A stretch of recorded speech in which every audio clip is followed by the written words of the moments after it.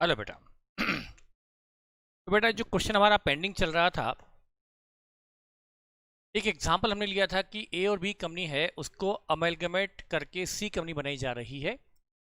और वो सी कंपनी जो ए और बी को अमेलगमेट कर रही है, टेक ओवर कर रही है, ये है in the nature of merger. The nature of merger बेटा हमने क्वेश्चन 1 से बनाया था। एक मैंने इसको को होमवर्क में भी दिया था। आई होप आपने इसकी बैलेंस शीट ट्राई की होगी, पर एक बार चेक कर लें। सबसे पहले बेटा मैंने आपको कहा था पीसी तो निकालना पड़ेगा। पीसी लगभग हर क्वेश्चन में निकालना ही पड़ता है। वेंडर की बुक क्लोज करना हो तो भी जरूरत पड़ती है, रिलायंस अकाउंट में क्रेडिट करने के लिए। परचेजिंग कंपनी में एंट्री पास करनी हो तब भी जरूरत पड़ती है, पहली एंट्री ही पीसी से होती है। और जब हमें बैलेंस शीट बनानी है तो भी हमें जरूरत पड़ रही है। किस वजह से? कि हमें ये पता करना है इन केस ऑफ परचेज, जब in the nature of purchase है तो गुडविल है या कैपिटल है, उसके लिए पीसी की जरूरत पड़ेगी। तो हमें पीसी तो निकाल ही लेना चाहिए। तो वर्किंग नोट हम बना रहे हैं कैलकुलेशन ऑफ पीसी के लिए। और यहाँ पर पीसी ऑफ ए लिमिटेड या फॉर ए लिमिटेड, इसमें फॉर इक्विटी शेयर बेटा इक्विटी शेयर को जो नंबर ऑफ शेयर दी जाना वो दिया है, मैंने इजी करने के लिए नंबर ऑफ शेयर डायरेक्टली दे दिए। 4000 इक्विटी शेयर 110 वाले दिए जा रहे हैं। सॉरी, हाँ सॉरी, अच्छा मैंने ऐसा लिखा है 4000 equity share of 100 for equity share B and 5500 equity share of C for A. A के लिए 5500 शेयर, ए के लिए 5500 share, 5500 equity shares at the rate of 110। तो बेटा 5500 शेयर दिए जा रहे हैं 110 वाले की इशू प्राइस 110 है। ये हो गया उनका वैल्यू 6,05,000। 6,05,000 हो गया 5500 शेयर की वर्थ, है ना बेटा। And for preference share holder, A के प्रेफरेंस शेयर होल्डर के लिए पीसी में क्या दिया जा रहा है? ए के प्रेफरेंस शेयर होल्डर के लिए पीसी में जो सी कंपनी दे रही है ए के प्रेफरेंस शेयर के लिए बेटा 2000 प्रेफरेंस शेयर ऑफ 100 ईच। तो ठीक है, यहाँ पर 2000 preference shares of C at the rate of 100 मतलब 2 लाख रुपीज़। पूछने का है तो इशू एट पार, तो बेटा पीसी हो गया फॉर ए लिमिटेड रुपीज़ 8,05,000। ये हो गया पीसी फॉर ए लिमिटेड। अब PC for B limited, B limited के लिए पीसी पहला for its equity shareholder, इसके इक्विटी शेयर होल्डर के लिए, इसके लिए बेटा नंबर ऑफ शेयर कितने दिए जा रहे हैं ये लिखा हुआ है। ए कंपनी बी कंपनी के इक्विटी शेयर होल्डर के लिए सी कंपनी अपने 4000 शेयर दे रही है 110 में, है ना। ठीक है, और प्रेफरेंस शेयर कितने? 1000। ठीक है बेटा, और इक्विटी शेयर होल्डर ये दिए जा रहे हैं बेटा कितने? 4000 equity shares at the rate of 110 मतलब 440, तो ये हो गया इक्विटी शेयर। और for preference share holder of B उन्हें दी जा रहा है बेटा 1000 8% preference shares issue at par मतलब रुपीज़ 1 लाख। ये हो गया 540 540 बेटा ये पीसी निकाल लिया, है ना। अब बैलेंस शीट तो हमने फॉर्मेट बना ही दिया है। अब बेटा पीसी तो निकल गया, और हम हमारी जो नोट है, note number 1 for share capital ना, इक्विटी शेयर कैपिटल। बेटा देखिए हमने पीसी निकाल लिया, पीसी से इक्विटी शेयर कैपिटल निकल जाएगी। बेटा इक्विटी शेयर कैपिटल 5500 तो सी ने दी है ए के लिए, और 4000 सी ने दी है बी के लिए। तो सी कंपनी ने कुल कितने इक्विटी शेयर इशू किए? 5500 इक्विटी शेयर इशू किए for A and 4000 equity share issue किए फॉर बी, यानी 9500 इक्विटी शेयर इशू किए। तो जो हमारी कैपिटल की शेड्यूल बन रही है उसमें आएगा 9500 इक्विटी शेयर्स। बेटा इनको इशू किया गया है 110 पर, 110 पर, लेकिन बेटा 110 में से 100 तो जाएगा कैपिटल में, और 10 रुपीज़ जो प्रीमियम है वो जाएगी सब प्लस की शेड्यूल में। तो ये एट द रेट ऑफ 100 950 की हो गई equity share capital, paid up capital, और दूसरा 8% प्रेफरेंस शेयर कैपिटल।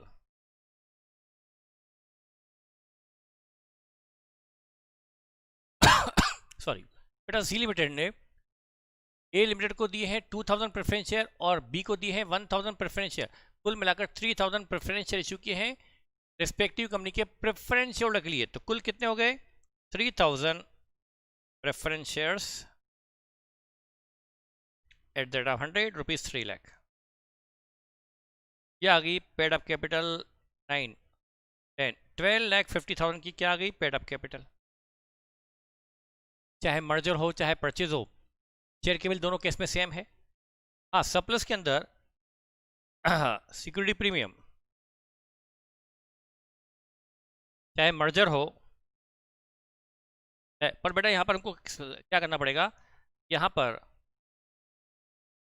2 कॉलम बनाने पड़ेंगे। सरप्लस यदि in the nature of purchase है और एक द नेचर ऑफ मर्जर। बेटा प्रीमियम दोनों केस में सेम रहेगी। बेटा कुल इक्विटी शेयर 9500, 5500 प्लस 49,500 शेयर, और हर शेयर पर 10 रुपीज़ की प्रीमियम है। तो प्रीमियम इनके साथ परचेज भी 95, इनके साथ मर्जर भी 95। खुद करने से ज़्यादा समझ में आता है, ये तो आप जानते हैं, आपने किया नहीं किया पता नहीं मुझे। तो बेटा सिक्योरिटी प्रीमियम दोनों केस में, चाहे परचेज का in the nature of purchase हो चाहे in the nature of merger हो, दोनों केस में प्रीमियम सेम रहेगी। 9500 शेयर पर 10 रुपीज़ से 95,000।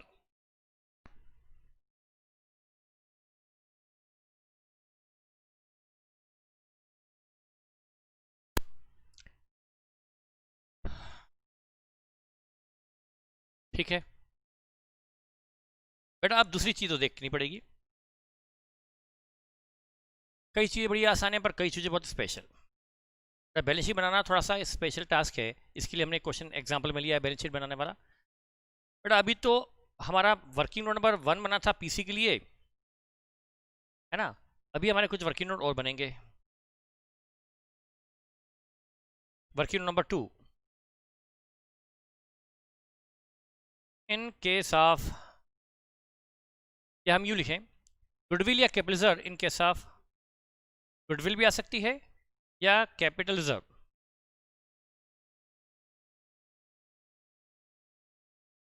If amalgamation is in the nature of purchase। बेटा in the nature of purchase में गुडविल भी हो सकती है और कैपिटल रिजर्व भी। यदि पीसी ज़्यादा दिया है और असेट कमाई है तो गुडविल, एंड वाइस वर्सा। यदि रिवर्स है तो कैपिटल रिजर्व देखना पड़ेगा। और बेटा यहाँ पर सी कंपनी में ए कंपनी भी आई है और बी कंपनी भी आई है, हम दोनों की अलग अलग भी निकाल सकते हैं और कंबाइन भी निकाल सकते हैं, और दोनों को बाद में कंबाइन तो करना है, दोनों को कंबाइन भी कर सकते हैं जैसा भी हम चाहें। तो यहाँ पर हम PC less net assets second over.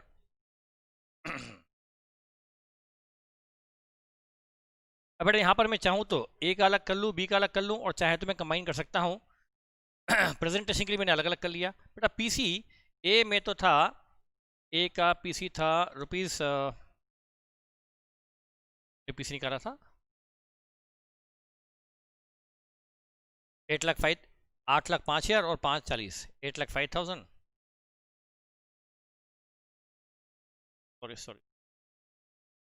8,05,000 PC ए का है और 540 पीसी बी का है। अब देखना है कि हमने पीसी ज़्यादा दिया है कि कम दिया है, जिससे निकलती है गुडविल या कैपिटल रिजर्व, है ना बेटा। तो यहाँ पर लैंड एंड बिल्डिंग, क्योंकि ये परचेस है तो यहाँ रिवाइज वैल्यू पे आई है। लैंड और बिल्डिंग की रिवाइज वैल्यू 525 और 225 है, 525 और 225।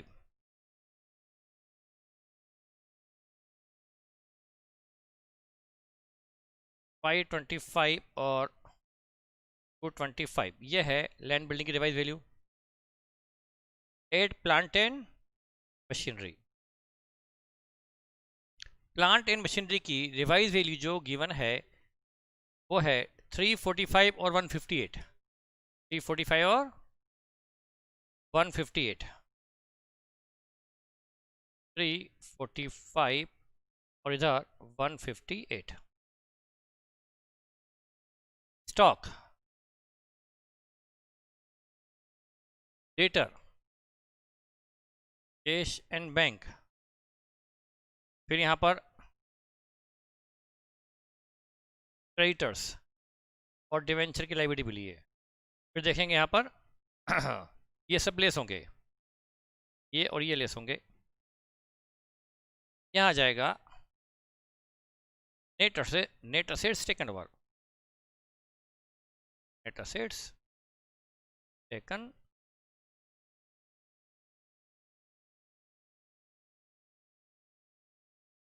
ठीक है बेटा। अब यहाँ पर हम लेते हैं स्टॉक। स्टॉक हमने लिया है 230 और 180।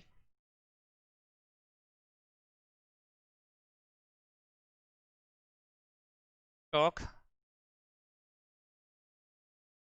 230 और 180, इसकी रिवाइज वैल्यू नहीं दी तो बुक वैल्यू को रिवाइज मान लिया। फिर डेटर्स 4 और 260, 4 लाख एंड 260। डेटर्स 4 लाख और ये 260। Cash bank 40 and 20। ये तो है असेट, इसमें से लेस होगी लायबिलिटी। लायबिलिटी में सबसे पहले ट्रेड क्रेडिटर हैं 340 और 210, 340 और 210।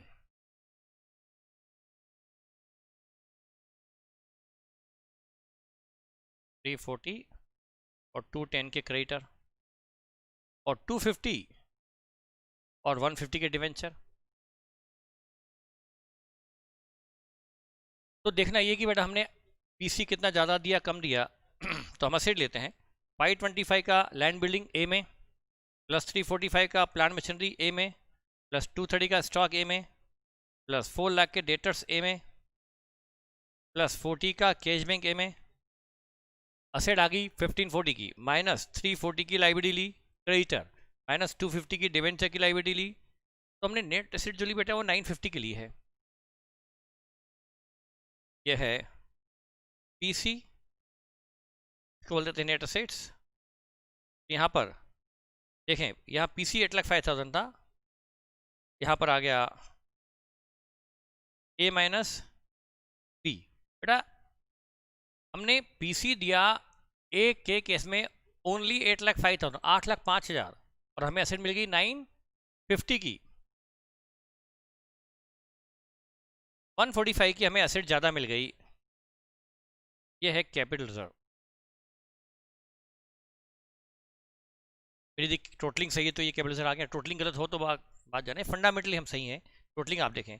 इधर 225 का लैंड बिल्डिंग, प्लस 150 का प्लांट बी में, प्लस 180 का स्टॉक, प्लस 260 के डेटर, ये सब बी में चल रहा है, प्लस 20 का कैश भी है, माइनस 210 के क्रेडिटर एंड 150 का डिवेंचर। 483 की असेट ली है। बी में असेट आई है 483 की, पर पीसी गया है 540। हमने 57,000 ज़्यादा दिया, ये आ गई गुडविल।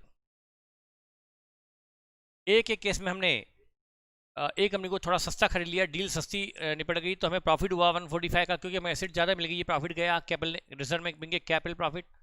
और बी में हमने पीसी ज़्यादा दिया, बी में डील हमें, या बी की कोई गुडविल होगी इसलिए हमें पीसी ज़्यादा देना पड़ा, डील में हमें बी को पेमेंट एक्स्ट्रा करना पड़ा 57, तो वो होगी गुडविल। अब हमारे पास दो ऑप्शन है, 57 को दिखाएं गुडविल में और 145 को दिखाएं कैपिटल रिजर्व में, या हम दोनों को चाहें तो सेटअप भी कर सकते हैं। ये हमारा ऑप्शन है, क्योंकि दोनों कंपनी अलग अलग है इसलिए हम अलग अलग भी कर सकते हैं और नेट भी कर सकते हैं। क्या करना है ये आपका ऑप्शन है, पर हम दोनों कर सकते हैं। मेरा तो मानना है कि हम दोनों अलग अलग दिखा दें, गुडविल अलग दिखा दें और कैपिटल अलग दिखा दें, क्योंकि दोनों कंपनी अलग अलग है ना।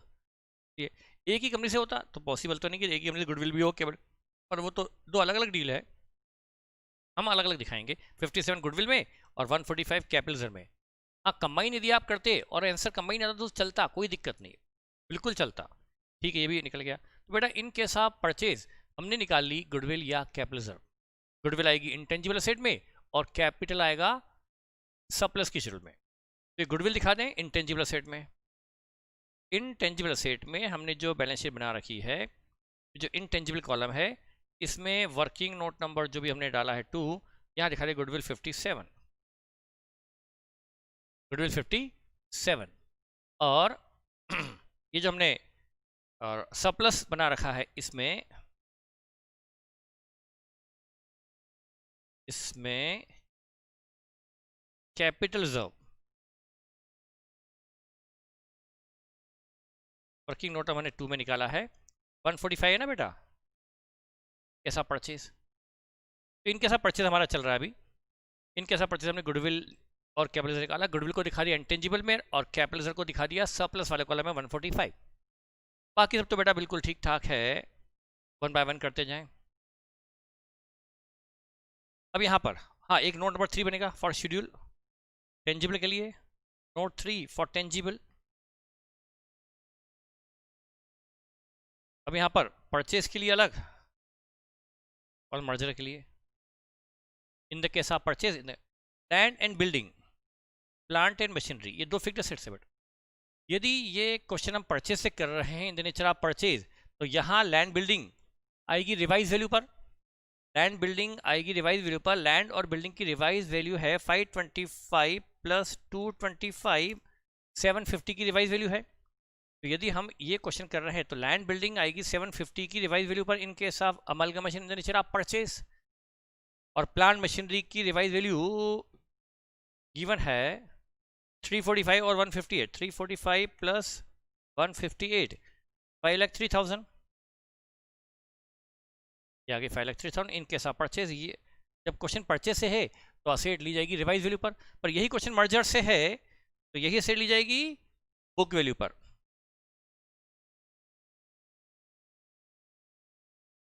मर्जर में असेट दी जाएगी बुक वैल्यू पर। बेटा बुक वैल्यू 450 और 190, 450 ए की है बुक वैल्यू प्लस 190 है बी की बुक वैल्यू, 640 आ गया। 640 लैंड बिल्डिंग की बुक वैल्यू बेटा 640। मर्जर के केस में लैंड बिल्डिंग आएगी बुक वैल्यू पर और प्लांट मशीनरी भी आएगी मर्जर के केस में बुक वैल्यू पर। बुक वैल्यू देखनी होगी बैलेंस शीट में जाकर, 360 और 165, 360 प्लस 165 ये हो गया 525। मर्जर के केस में प्लांट मशीनरी आएगी बुक वैल्यू पर 525, तो ये हो गया 1165 इधर और ये 12,53,000, 750 प्लस 503 ये हो गया 1253। In case of purchase fixed asset यानी tangible asset, land building plant machinery revise value पर टोटल 1253, और इन केस ऑफ मर्जर यदि होगा तो दोनों सेट आएगी बुक वैल्यू पर और उसका टोटल है 1165, ये भी हो गया। और डेटर स्टॉक में तो चाहे मर्जर हो चाहे परचेज सेम है, वैल्यू गिवन अलग अलग है ही नहीं, तो ये हम लिख देते हैं बैलेंस शीट में 1253 और 1165। 1253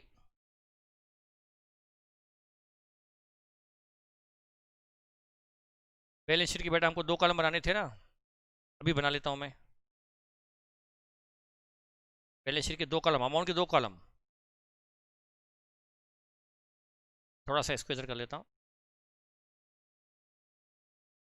नोट नंबर, ये note number, the amount in case of purchase, in case of 2 balance sheet बनाना पड़े बल्कि एक ही बैलेंस शीट से काम चल जाए तो बेहतर होगा।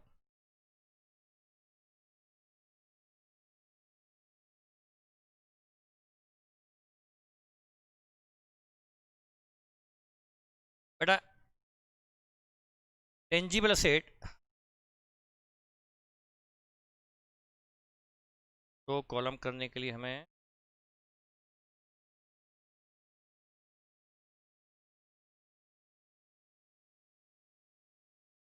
अभी अभी मैंने गुडविल लिखी थी वो इन केस ऑफ परचेज थी, मर्जर में गुडविल तो होती नहीं है।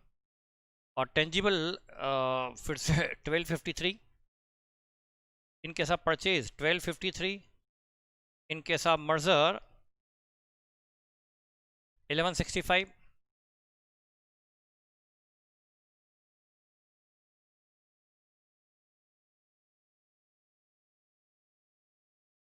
ये हमने दिखा दी tangible asset in case of purchase, in case of merger, और गुडविल तो इन केस ऑफ परचेज ही होती है, वो दिखा दी। नॉन करंट इन्वेस्टमेंट है नहीं, तो मैंने दिखा दिया ऐसी फॉर्मेट में। अदर नॉन करंट एसेट भी नहीं है, तो मैंने इसी दिखा दिया था फ्यूचर के लिए। इन्वेंट्री दोनों की जोड़ के दिखा दो। इन्वेंट्री चाहे परचेज हो चाहे मर्जर, दोनों में इन्वेंट्री 230 ए की है प्लस 180 बी की है, कुल है 4,10,000। इन्वेंट्री दोनों केस में सेम रहेगी, 4,10,000 परचेज में भी और 410 मर्जर में भी, क्योंकि बुक वैल्यू ही रिवाइज वैल्यू है। ट्रेड रिसीवेबल मतलब डेटर्स, वो भी सेम वैल्यू 4 और 260, 6,60,000, 6,60,000।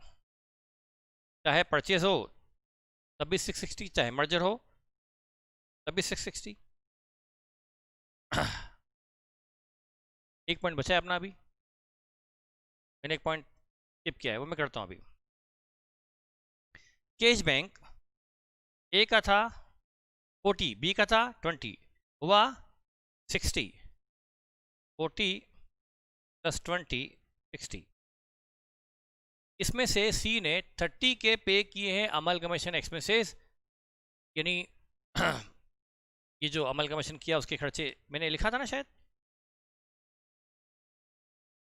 कितने खर्चे थे? कॉस्ट ऑफ अमलगमेशन 30, बट इससे बैंक बैलेंस कम होगा ना सी का, तो बैंक बैलेंस कम होगा तो डबल इफेक्ट तो देना बचेंगे ना अभी, तो हमने 30 से कम कर दिया बैंक बैलेंस, चाहे मर्जर हो चाहे परचेज। ये बचेगा 30, बेटा डबल इफेक्ट देना बाकी है। ये 30 के expenses in case of this, ये जो हुआ है 30 के एक्सपेंसेस हम कहाँ डेबिट करें?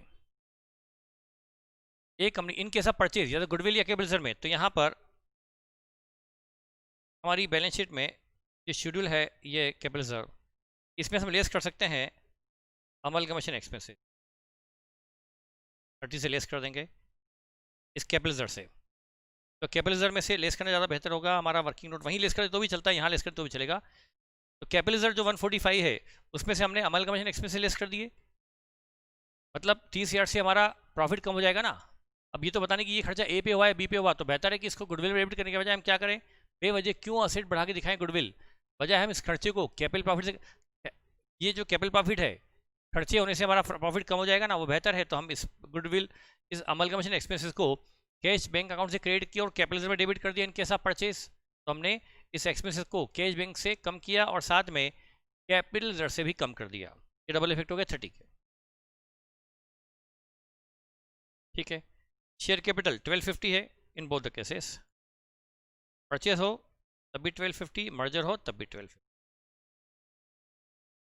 डिवेंचर, डिवेंचर का बैलेंस 250 और 150, 4 लाख के नए डिवेंचर, चाहे मर्जर हो चाहे परचेज, डिवेंचर हो जाएंगे दोनों केस में 4 लाख के।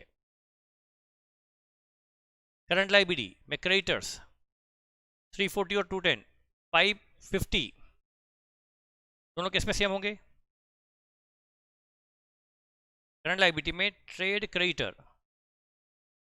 550, परचेज हो तब भी 550, मर्जर हो तब भी 550। क्रेडिटर वही, डेटर वही, स्टॉक वही, डिवेंचर वही, कैपिटल वही, टेंजिबल एसेट लेकिन दोनों में लगाएगी, क्योंकि परचेज में टेंजिबल एसेट आती है रिवाइज वैल्यू पर और मर्जर में आती है बुक वैल्यू पर। परचेज में गुडविल आती है, मर्जर में गुडविल नहीं आती। अब बेटा ये बैलेंस शीट जो है, अब बचा है रिजर्व सरप्लस का मैटर।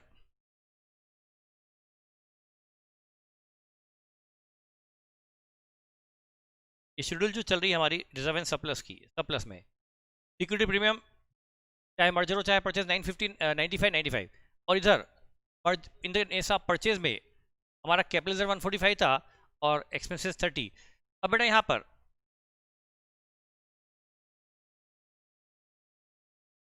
टोटल ले लेंगे, परचेज में हम ए और बी से ना लेकर आए हैं जनरल रिजर्व और नहीं लेके आए उनका P&L, तो परचेज में सिर्फ सिक्योरिटी प्रीमियम आया, जो सी कंपनी ने शेयर्स इशू किए प्रीमियम पर वो आए, और जो सी कंपनी में बिजनेस एक्विजिशन पर प्रॉफिट हुआ वो गया कैपिटल में, बस वो आया है। और गुडविल और जो एक्सपेंसेस पे किए वो हमने उससे सेट ऑफ कर दिए।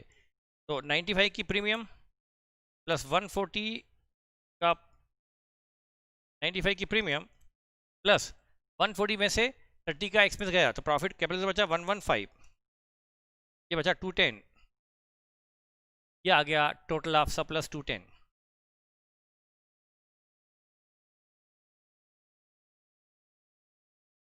अब चेक करते हैं कि इनके साथ परचेज बैलेंस शीट टेली है कि नहीं। 1250 प्लस 210 प्लस 950, 24,10,000। इनके साथ परचेज लाइबिलिटी साइड इधर 1253 प्लस 57 की गुडविल प्लस 410 का इन्वेंट्री प्लस 660 का डेटर्स प्लस 30 की कैश बैंक, 24,10,000। ये इनके साथ परचेज। अब बचा इनके साथ मर्जर। मर्जर में एक बार ध्यान रखेंगे, सरप्लस में जनरल रिजर्व और इधर मर्जर के केस में प्रीमियम तो सेम रहेगी लेकिन कैपिटल रिजर्व नहीं रहेगा। अब वहां से क्या क्या आया, जब हम ए और बी को लेकर आएंगे तो वहां से न सिर्फ असेट लाइबिलिटी आती है बुक वैल्यू पर, बल्कि प्रॉफिट और रिजर्व भी आते हैं। तो बेटा प्रॉफिट और रिजर्व कितने कितने आए थे, ए का रिजर्व था, ए का जनरल रिजर्व था 70, बी का था 90, 20, टोटल मिला 90। तो जनरल रिजर्व दोनों का मिलाकर 90 हुआ, ये 90,000। या मैं और डिटेल में लिखूँ तो 70 ए से आया, 20 बी से आया। अच्छा इधर पी एंड एल, ए से पी एंड एल कितना आया, ए से पी एंड एल आया है 120 और बी से 35, 120 और 35।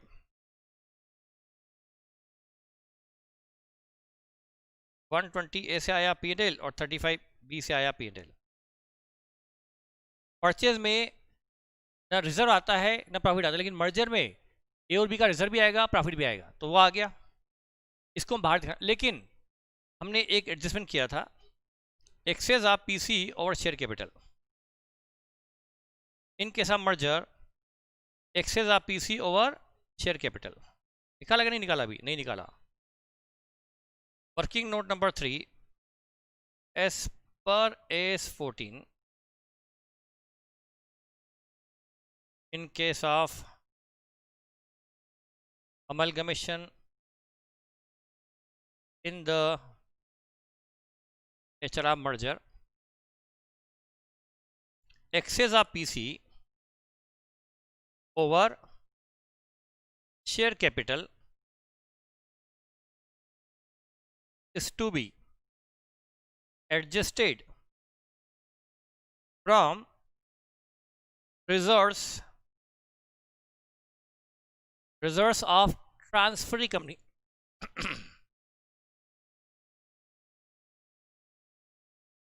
अब देखिए बेटा, पीसी पीसी दोनों जोड़ के निकालेंगे बेटा, अलग अलग क्या करें। 8,05,000 और 540, 8,05,000 प्लस 540,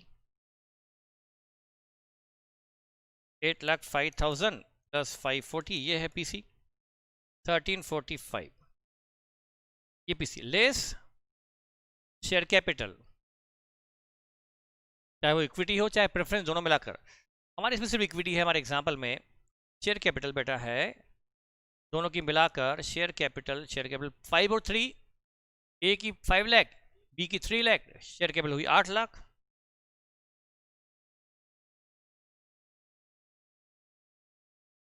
की शेयर कैपिटल। पीसी कितना ज़्यादा दिया गया, दोनों के मिलाकर शेयर कैपिटल थी 8 लाख, पीसी दिया गया 545, जो मैं नहीं चाहता था वही हो गया, ये आ गया एक्सेस।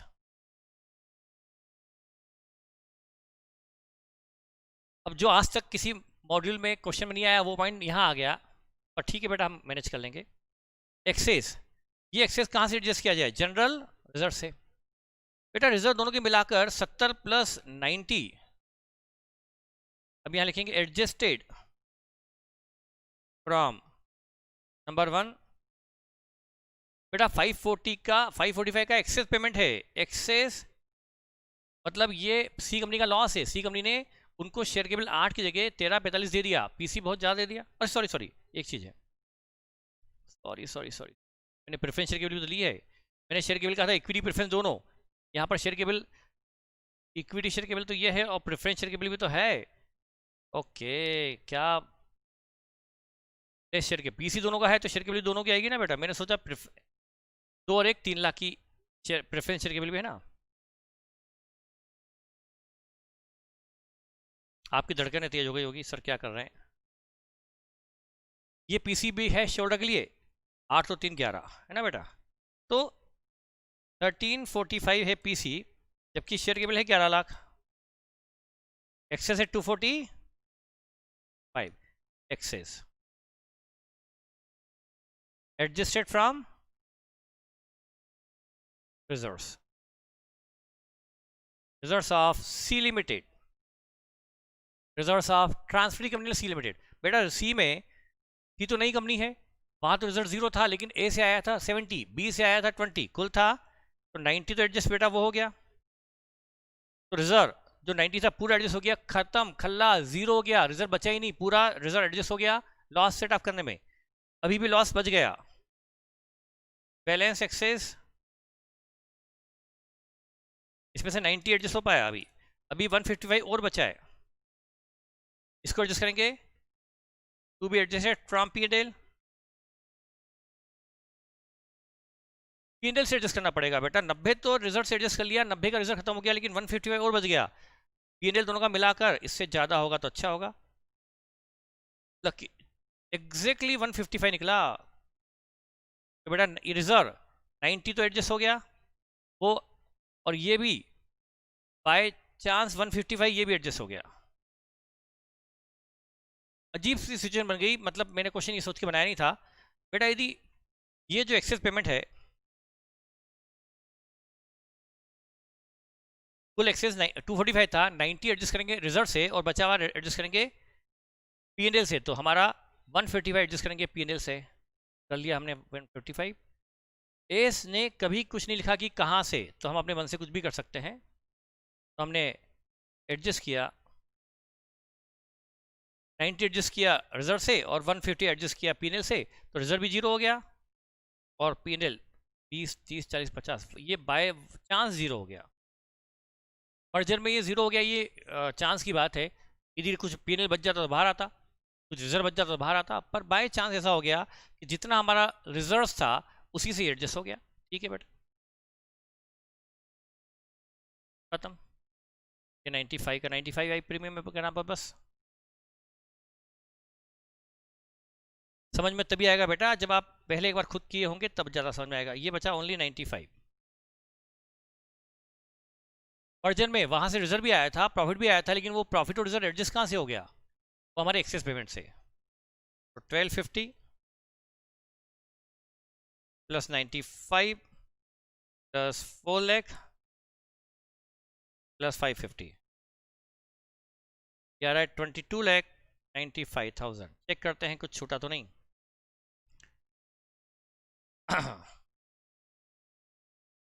1165 plus 4,10,000 plus 6,00,000 22,65,000। वही 30 के वो बच गए एक्सपेंसेस। यस यस, एक्सपेंस की एंट्री बची है। मर्जर में एक्सपेंसेस कहाँ से एडजस्ट होंगे, वो भी रिजर्व से, पीएनएल से। तो बेटा यहाँ पर वो एक्सपेंसेस जो हमने मर्जर में किए हैं वो एक्सपेंसेस अभी एडजस्ट होना बाकी है, तो कहाँ से एडजस्ट होंगे, एक्सपेंसेस ऑफ अमलगमेशन, वो भी एडजस्ट होंगे इसी पीएनएल से। तो पीएनएल का बैलेंस आ जाएगा डेबिट ब्रैकेट में।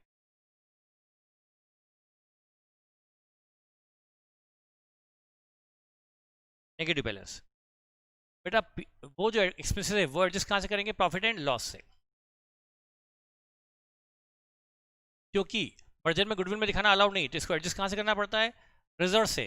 और रिजर्व मतलब वही जनरल रिजर्व और पीएनएल। जनरल रिजर्व खत्म हो चुका तो हमने ये एक्सपेंस कहाँ से एडजस्ट कर दिए, पीएनएल से। तो पीएनएल से एडजस्ट करने से पीएनएल नेगेटिव आ गया। पीएनएल था 155, उससे 158 जो एक्सपेंस एडजस्ट किया पीसी वाला और 30 के एक्सपेंस एडजस्ट किए, तो ये भी हमारा जो रिजर्व बचेगा बेटा ये 65 ही बचेगा।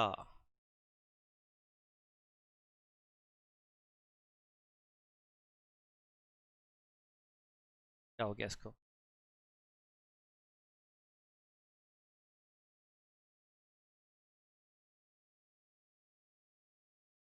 बेटा जो 30 के ये दोनों बैलेंस शीट एक साथ मैनेज करना डिफिकल्ट है, टाइम कंज्यूमिंग है। तो बेटा जो 30 के एक्सपेंसेस थे परचेज के केस में तो हमने गुडविल या कैपिटल में डेबिट किए, मर्जर के केस में ना गुडविल होती है ना कैपिटल, तो फिर कहाँ डेबिट करते हैं, आपको ध्यान है रिजर्व्स में डेबिट करते हैं। रिजर्व मतलब रिजर्व और पीएनएल। जनरल रिजर्व खत्म हो चुका था तो हमने एक्सपेंस कहाँ एडजस्ट कर दिए, पीएनएल में। उससे पीएनएल का बैलेंस जीरो जो था वो डेबिट बैलेंस आ गया 30, वो डेबिट हमने दिखा दिया प्लस के चुल में ब्रैकेट में।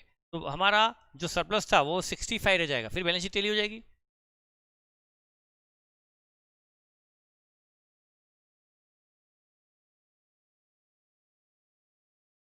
ये हो जाएगा 65। तो बैलेंस शीट में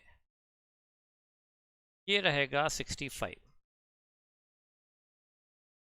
और बैलेंस शीट का टोटल 30 से कम हो जाएगा, ये हो जाएगा 65 ना।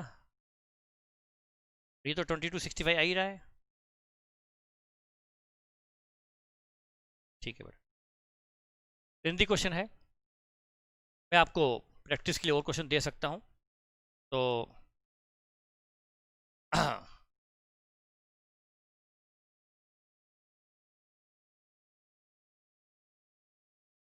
तो पहले तो बेटा आपने इस क्वेश्चन को ट्राई किया होगा, नहीं किया होगा तो भी अभी भी मौका है कि आप इसको पहले ट्राई करें, भले ही देख लें, उसके बाद खुद से ट्राई करें। बैलेंस शीट बनाने में दिक्कतें आती हैं, थोड़ा सा ट्रायल एरर होता है, पर हो जाएगा। ठीक है बेटा, तो ये था। बगैर यही बैलेंस शीट बनाती जनरल एंट्री के बाद तो ऐसे बन जाती, और यही बैलेंस शीट मैंने बनाई विदाउट एंट्री तो तब हो गया। तो फिर आप क्या कर सकते हैं, बजाय ये सब करने के आप पहले क्या करो, जनरल एंट्री पास कर लो। तो फिर आप यदि बैलेंस शीट बनाओगे तो आपके लिए फटाफट बनेगी। तो आप वो भी कर सकते हो कि पहले एंट्री पास कर लो फिर बैलेंस शीट बना लो। ठीक है बेटा, तो ये एक वीडियो मैंने आपको दिया है इस क्वेश्चन के लिए। ओके, अभी हम कुछ क्वेश्चन और करेंगे बेटा बैलेंस शीट वाले, है ना। और आज इतना ही काफ़ी है, और उसके बाद हम एक क्वेश्चन अभी डिस्कस करेंगे